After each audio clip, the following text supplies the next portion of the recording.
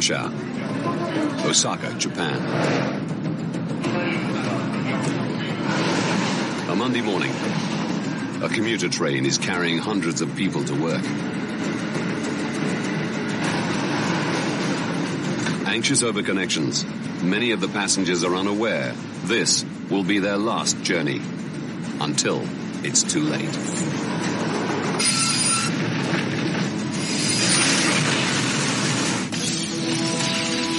Disasters don't just happen. They're triggered by a chain of critical events. Unravel the clues and count down those final seconds from disaster.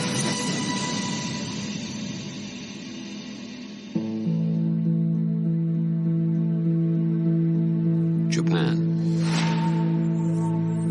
The Fukuchiyama railway line, Hyogo Prefecture.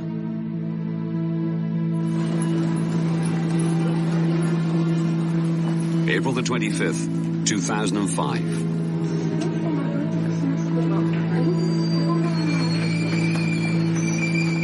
It's rush hour. The platforms are packed. 8:53.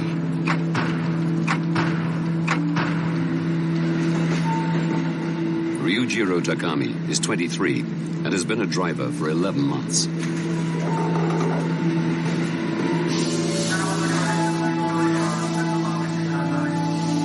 Takarazuka Station. For rapid train 5418M, it's the end of the line.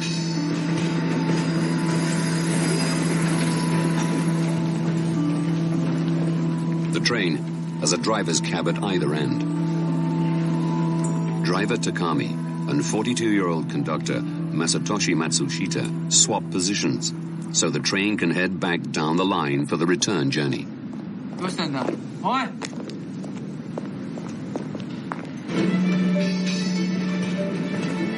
9:03.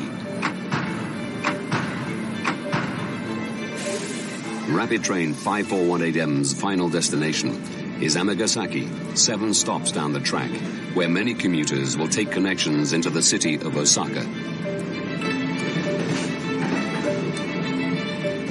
Boarding carriage 2 at Takarazuka is 35-year-old editor Satoshi Ugura.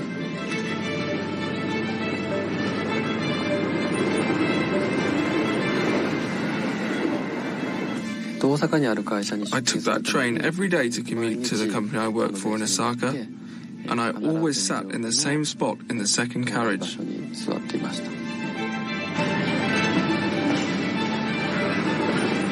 Every day, the city of Osaka swells by 1.1 million people. Most of them are traveling from towns and suburbs via a network of railway lines. This is one of the largest metropolitan areas in the world. I'd been travelling in the same way, in the same carriage, almost every day for 4 years, so I recognised the faces of the people around me.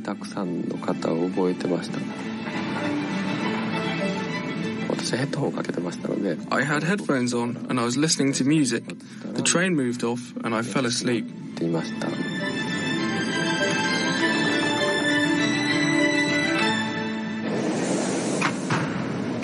9/11.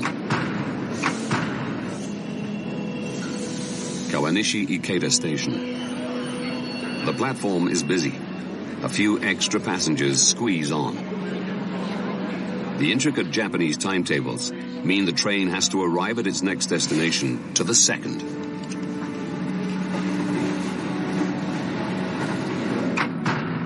(9:13 a.m.) Rapid train 5418M is not scheduled to stop at the next station. It hurtles past the platform at 120 kilometers per hour.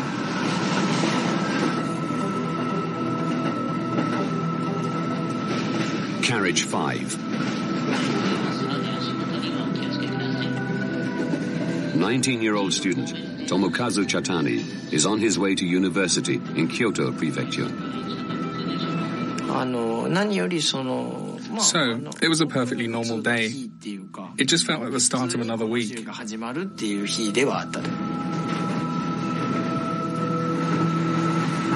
Tomokazu is starting a new term.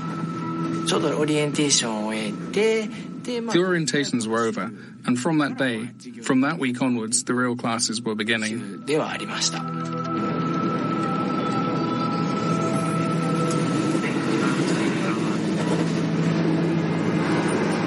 As the train approaches the next station, Itami, an alarm activates inside the driver's cab. Rapid train 5418M is over the speed limit.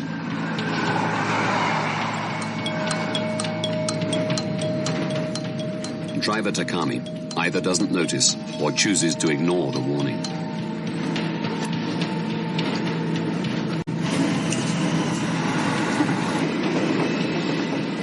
At the back of the train, the conductor realizes they're approaching Itami Station too fast. He reaches for the emergency brake. But driver Takami beats him to it, activating his brake lever just in time.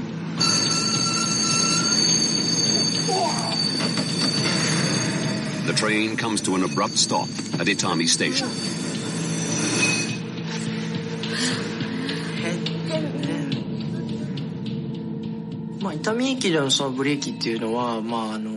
I'd never felt a train brake as hard as that one did at Itami Station, ever.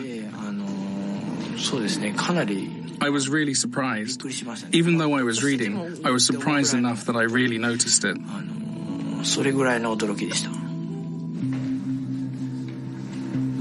The train has overshot the platform by the length of more than 3 carriages. The driver calls the conductor on the internal phone system. 今バックして定時に戻しますので。Well, the fifth carriage stopping in the position of the first carriage is something that would normally never happen.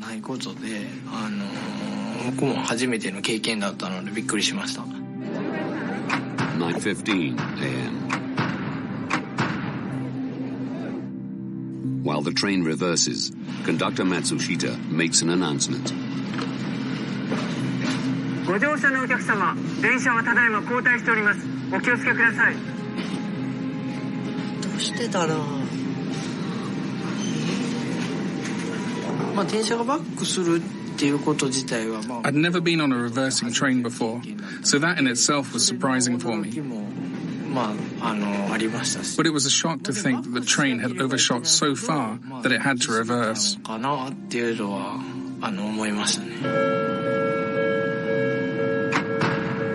9:16.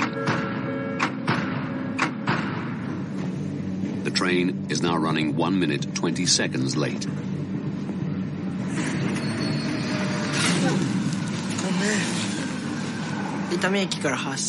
After we left Itami, I was jolted as the train left the station. I felt that the driver was in a hurry.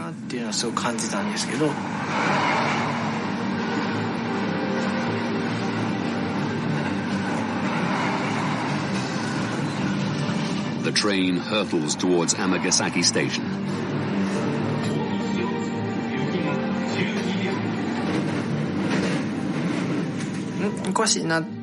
I thought that something was strange, that the train was going a bit fast.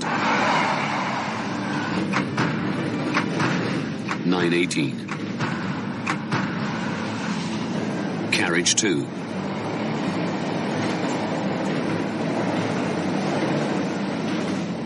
The rattling and vibration on the train became very violent. That's mainly what woke me up.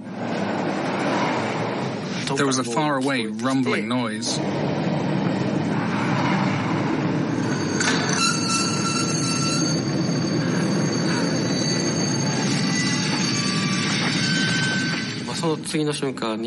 The next moment it felt like the train ran over something.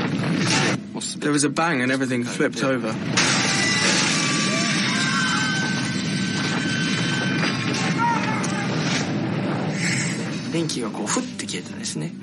The lights suddenly went out, and it was really dark. Pretty dark.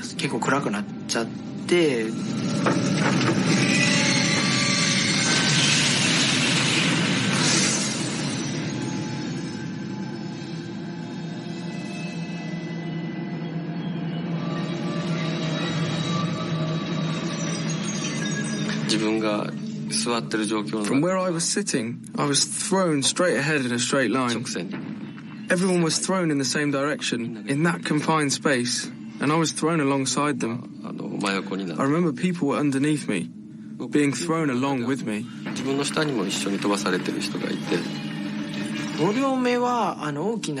The carriage rocked violently. If I hadn't been holding on to something, I wouldn't have been able to withstand it. I got the impression that the standing passengers were falling into each other. I think a lot of them did.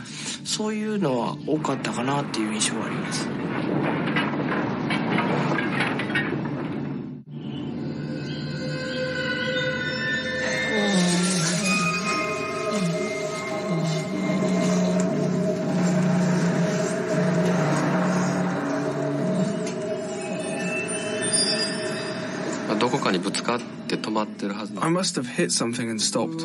I have no memory of it. No memory of hitting anything.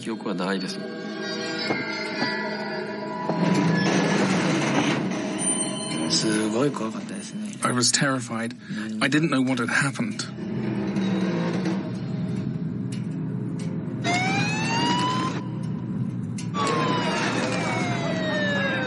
The train has crashed into an apartment block just outside Amagasaki Station.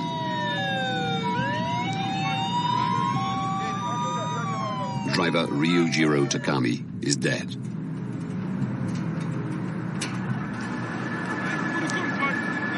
Satoshi Ogura is trapped inside badly damaged carriage 2. His right leg is caught. It was so quiet at first. You couldn't imagine anyone was alive. There was one person, she was right in front of me.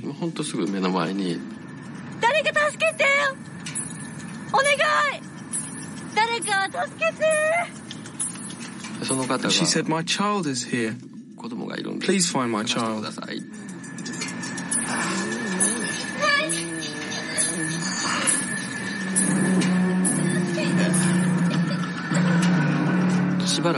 After a little while, I got the impression that people were starting to move.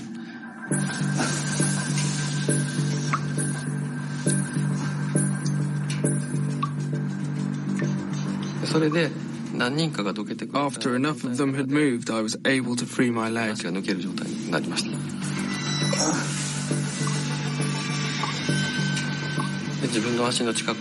I pulled out a train seat near my leg, and after that I was able to free my leg easily.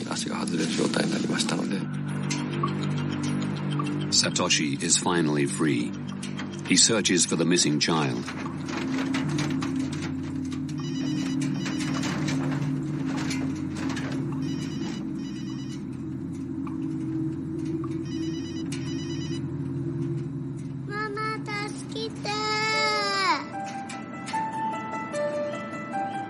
Despite having a broken ankle, Satoshi lifts her out of the wrecked carriage. Of course, it's wonderful the child was saved. But in that situation, people survive purely by chance.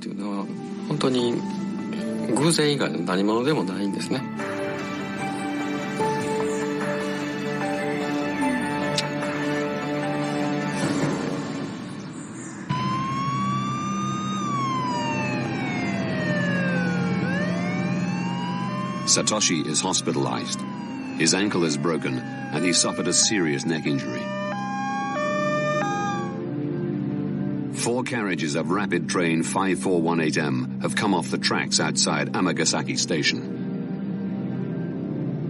The front carriage has slammed inside the parking garage of an apartment block next to the railway line. Carriage 2 is crushed in an L shape around the outside of the building.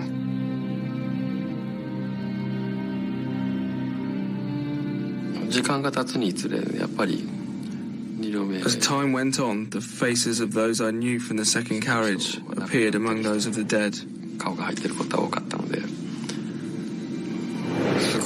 That was a huge shock.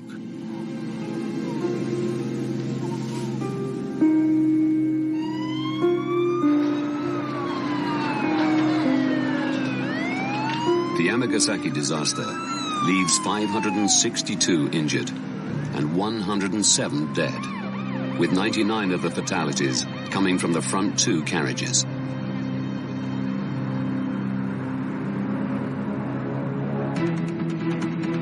Now, by rewinding the events of that day and going deep into the investigation, we can reveal what led to Japan's worst rail disaster in more than 40 years.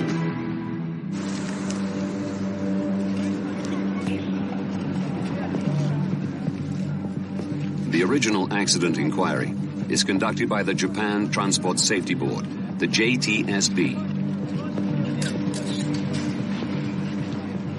With 8.3 million commuters using this rail network every day, they need to find out why the train crashed before tragedy strikes again. They start scouring the site for clues.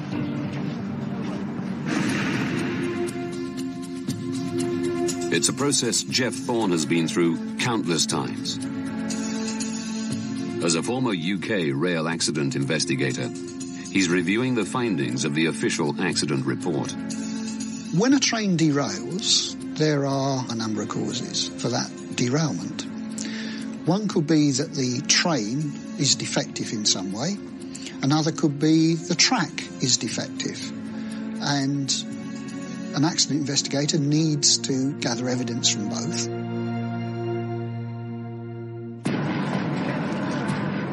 The first thing investigators do at the Amagasaki site is to take a look at the track.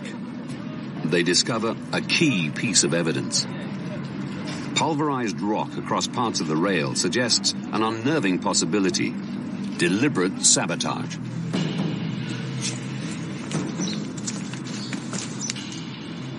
Looking for evidence of vandalism is one of the things that is going to be investigated quite significantly and seriously.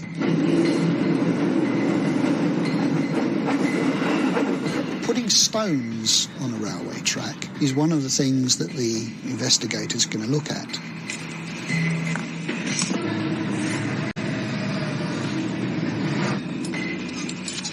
It would need quite a lot of stone to make a significant impact on the train and cause it to derail. But nevertheless, it is a possibility. Vandals have caused other train derailments in Japan. In 1980, on the Keihan Electric Railway, a group of junior high school students placed a block of concrete on the tracks. The first two carriages of a passenger train derailed and crashed into a house, injuring 104 people.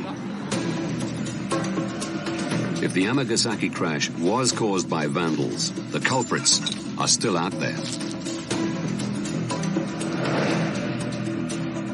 But analysis of the crushed stone found at the crash site eliminates this theory.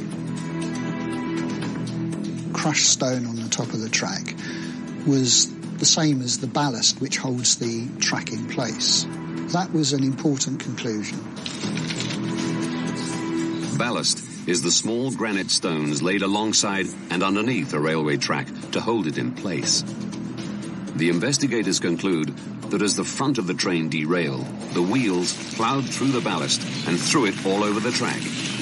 The carriages at the back of the train then ran over and crushed the stones, leaving traces on the rails. The crushed stone didn't cause the accident. It was a consequence of the accident occurring. Vandalism is quickly dismissed as a cause of the crash. But the examination of the track does lead to new speculation.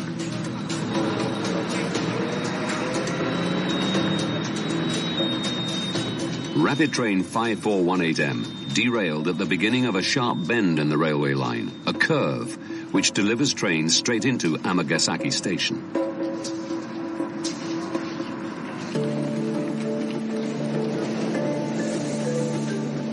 Amagasaki is a vital hub feeding commuters into the city of Osaka. Osaka is one of Japan's major metropolitan areas and therefore a major commuter hub. People are coming in and out from west, from east, from north and south, every direction, every day. Dr. Louisa Rubenthien is an expert on the Japanese train system. The rail system in Japan carries almost half the population of Japan every day. So it's intimately involved in everybody's life. Japanese commuters have high expectations of the system.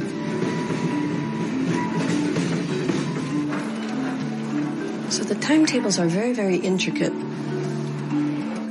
One train meets another, and that next train will leave within a matter of seconds or minutes, and people count on being able to make their connections.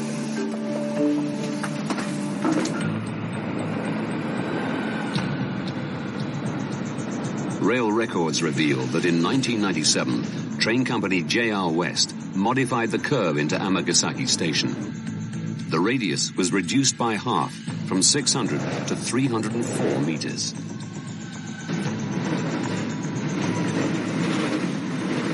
So the reason that they sharpened the curve in 1997 and sharpened it so dramatically was because they were trying to accommodate a new line that would take people more efficiently, more rapidly, more directly into Osaka.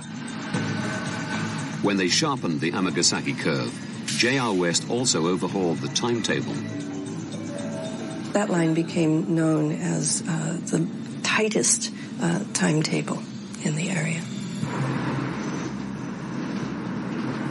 The new JR West schedule leaves no room for error.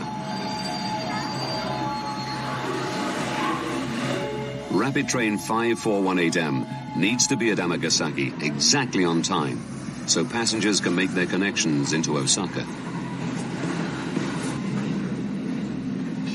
People have very little patience for late trains in Japan. On time in Japan means literally within the seconds, within that precise minute that the train is supposed to be there. So the sharp curve and the tight timetable are part of an efficient railway service. But investigator Jeff Thorne wants to know if the curve played a role in the accident. The curve outside Amagasaki Station is just over 300 metres radius. That's a fairly tight curve, but it can be negotiated quite safely, providing the speed limit is adhered to. The speed a train takes on the curve is critical. If a train is travelling round a curve much too fast, basic physics will just cause the train to topple over.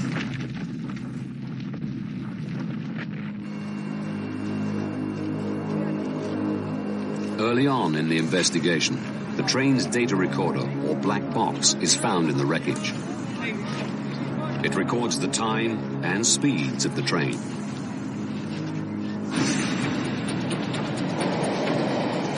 The data recorder of Rapid Train 5418M reveals it was traveling at 116 kilometers per hour as it entered the curve.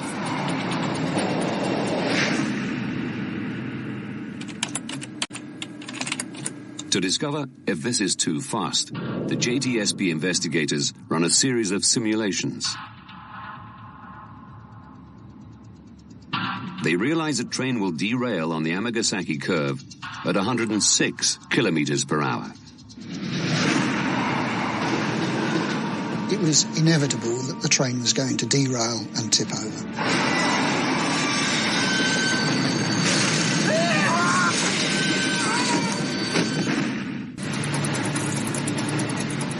So speed, combined with a sharp curve, is the key factor in this deadly accident. The speed limit on the curve outside Amagasaki Station is 70 kilometers per hour. Jeff Thorne wants to know why Rapid Train 5418M was traveling at over 40 kilometers per hour, faster than the speed limit. Accident investigators are always very aware that system faults can occur, equipment can fail, but they're equally aware that humans enter into the equation.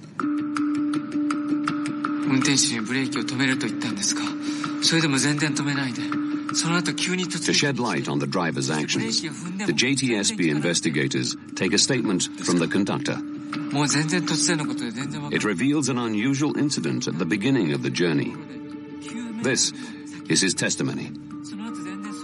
At around 8:53, we stopped sharply just before Takarazuka Station. The driver has run a red light, and the train is brought to a halt by a safety system, ATS, or Automatic Train Stop.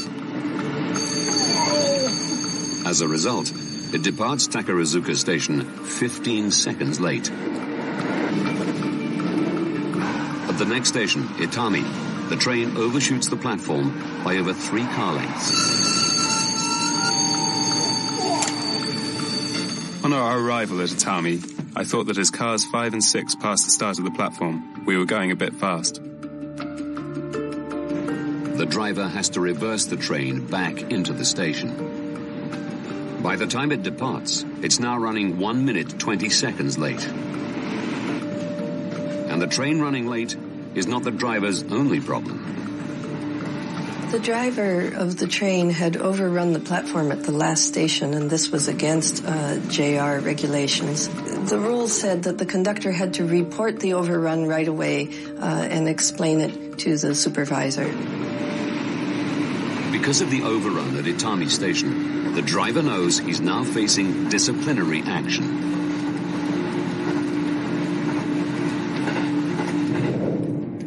The conductor's statement also reveals that shortly after leaving Itami, the driver calls him on the train's internal phone system.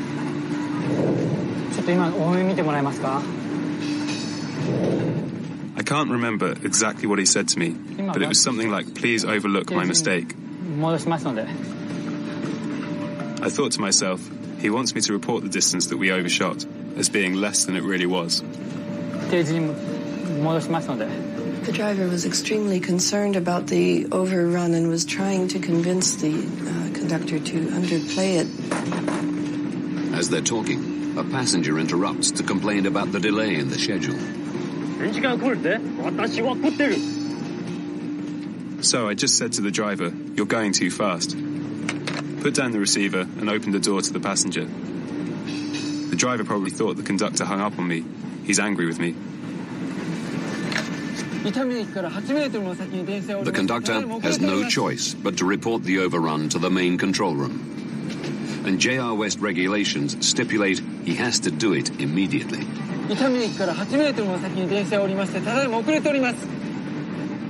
At that time, I thought we'd overshot by about 30 to 40 meters. I'd heard that if a driver only overshot by about 5 meters, that the punishment wasn't too severe. The distance definitely wasn't as little as 5 meters, so I reported that it was 8 meters. As the conductor makes his report, the driver can hear it over the radio in his cab.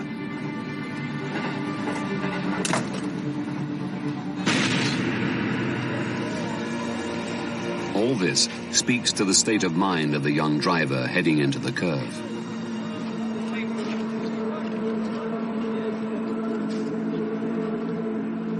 But when JTSB investigators analyze the black box data, it reveals that 4 seconds before derailment, the driver does hit the brake. What's not clear is why this brake action fails to stop the speeding train.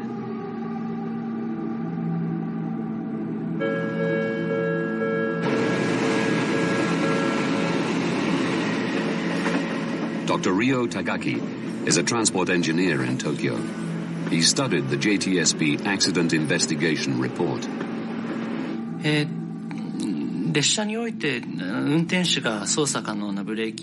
are 3 broad categories of brakes that could be controlled by the driver with respect to the train involved in the accident.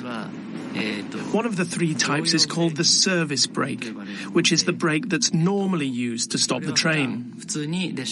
Another type of brake is the emergency brake. Investigators recover elements of the braking system from the wreckage. Analysis reveals there is no mechanical failure. The brakes were working. What is strange is how the driver used them in the critical seconds before derailment. The driver did not use the emergency brake just prior to the accident. Hitting the curb at 116 kilometers per hour, just as he was about to derail, the driver instead chose to use the normal service brake. And even though he was using the service brake, we know that he wasn't using maximum braking power. We don't have a way of knowing why this is the case.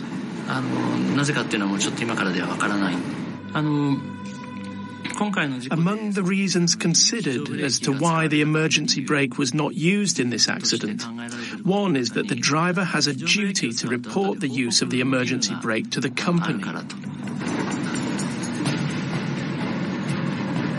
The strict company rules may have influenced the driver's actions.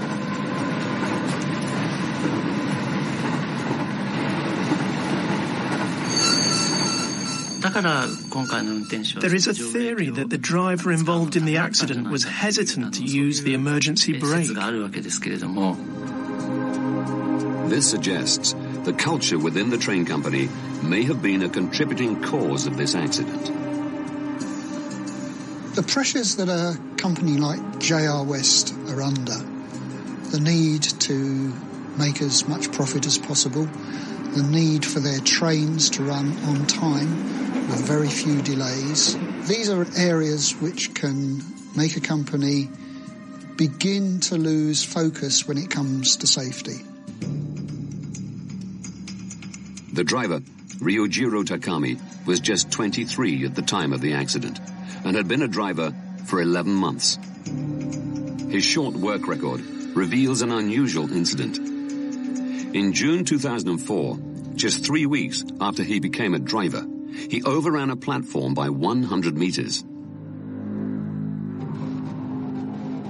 As his company policy for such an error, his employer, JR West, sent him on a re-education program for 13 days.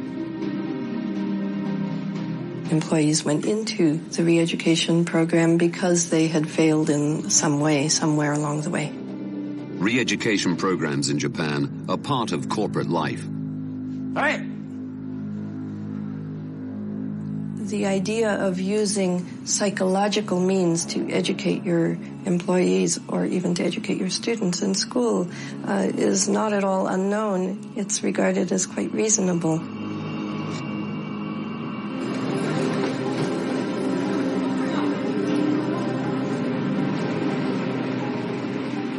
Masashi Yasuda is Chief Secretary of the West Japan Railway Workers Union.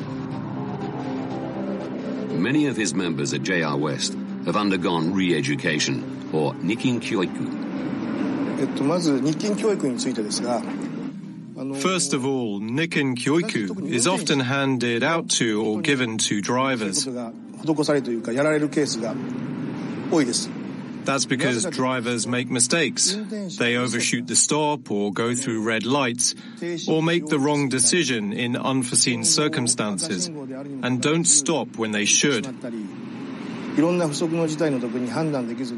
are all sorts of cases. But employees sent on Nikkin Kyoiku at JR West do not face a conventional retraining program.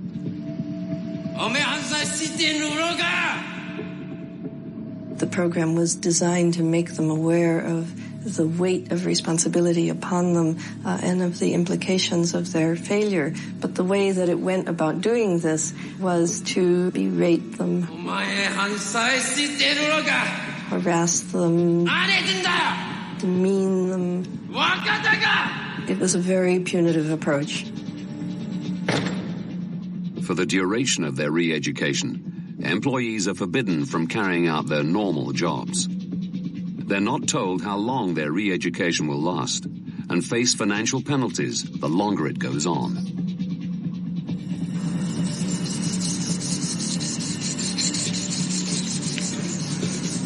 And instead of being effectively retrained, employees are forced to perform menial tasks. To be specific, they make you clean up pigeon droppings, make you write endless reports, a page an hour. The unions believe Nikin Kyoiku is about punishment, not retraining. I think it can be said that it really violates the human rights of the driver who caused the accident, and that it's bullying. Minoru Kagitani was sent on Nikin Kyoiku for 5 months after being 2 minutes late for a staff meeting.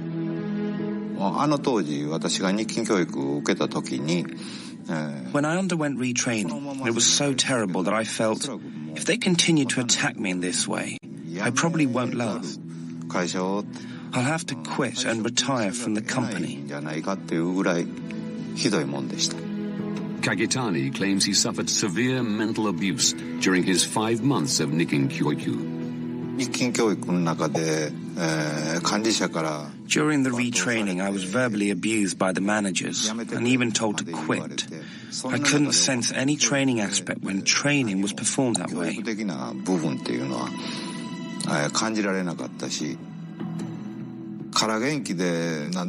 I kept saying things were fine to my friends too, with some bravado, but in truth, I hated coming to work. The retraining was very tough, honestly.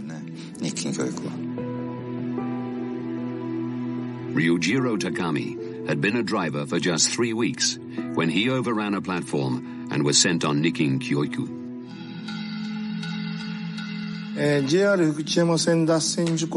The driver on duty in the JR Fukuchiyama line derailment had undergone 13 days of Nikin Kyoiku, and as part of that had been made to write endless essays of repentance, reports.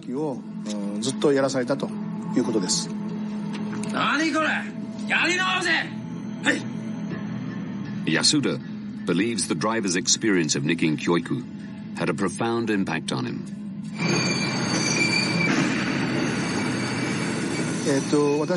I think that the cause of the JR Fukuchiyama line derailment was the fact the driver was afraid of Nikin Kyoiku. And because he never wanted to undergo Nikin Kyoiku again, the driver was speeding, which led to the derailment.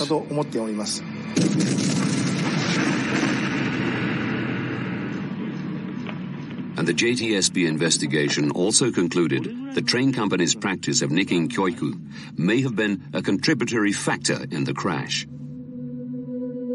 I understand the mindset of the driver who caused the Amagasaki rail crash quite well. Considering the state of retraining at that time, it would be natural for a young man in his 20s who had experienced retraining before to want to avoid it, as this was something that even people of my age group found tough.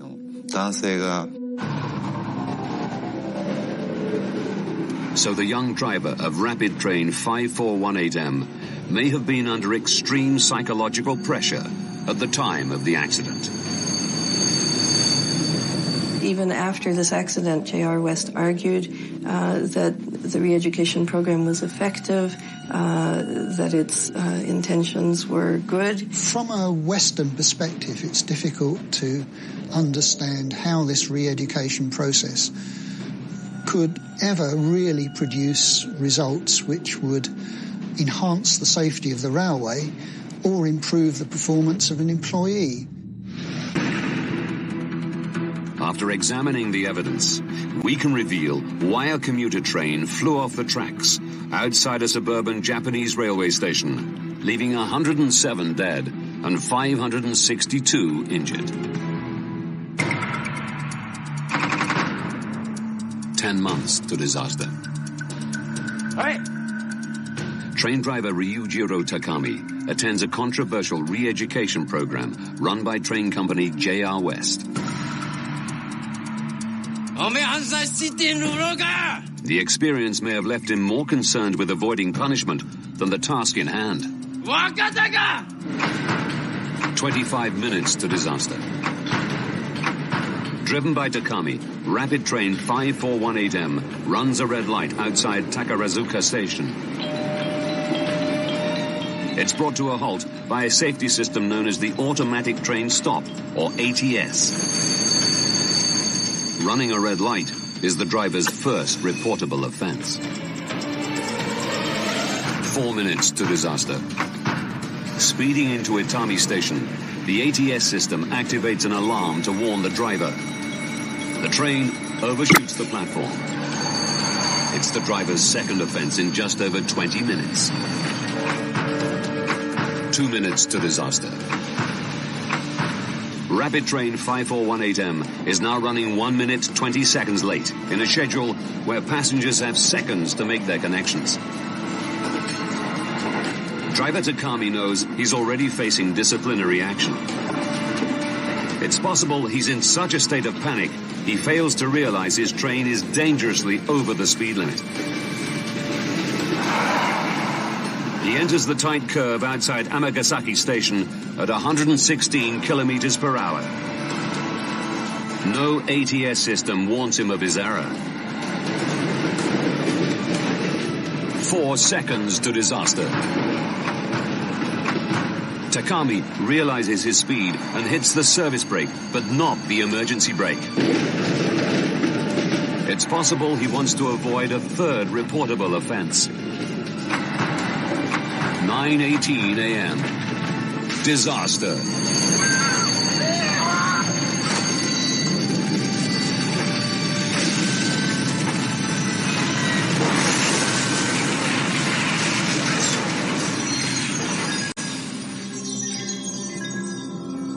"107 passengers lose their lives." But despite the driver's error, the accident could have been prevented. An ATS safety system should have stepped in to save the driver and his passengers.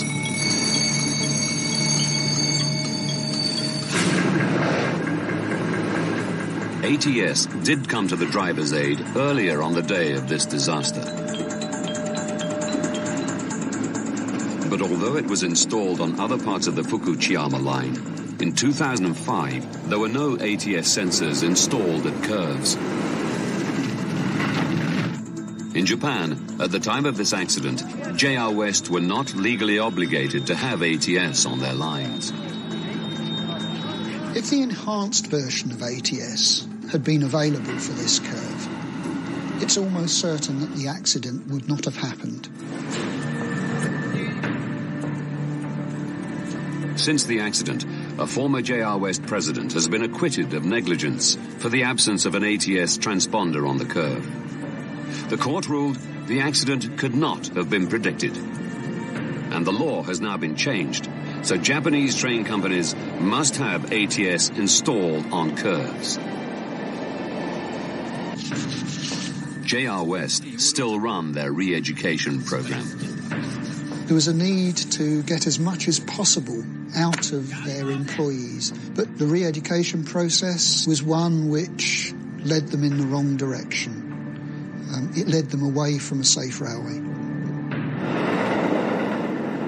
JR West's response is that in a competitive environment, the company compares favorably with other rail companies in its commitment to safety. It states that safety is of the utmost importance to it. The company also states it's reassessing its retraining scheme to make it more effective. Finally, it makes clear that speed-restricting measures were in action on the curve in question, but the company did not fully realize the dangers on this section of track. However, there was no speed-restricting hardware installed on this curve at the time of the accident. Satoshi Ogura was one of the few in Carriage 2 to survive. It took me a very long time to come to terms with the effect this accident had on my life. I learned how precious life is. Life can be lost in an instant, just like this. I was reminded that you only have one life. I became aware of that.